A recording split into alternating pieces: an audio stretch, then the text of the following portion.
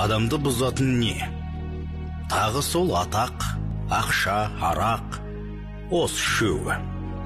Төртіншісі әйел демеймін. Алғашқы үшеуінің буына бөртіп әйелдерді біз еркектер бұзамыз.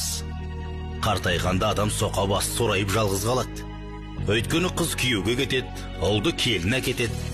Сонда сенен атақ, ақша, абырой, бала бәрі безгенді. Қыңқ етпестен қалқайып қасыңда қалатын бүкіш кемпірің ғана болады.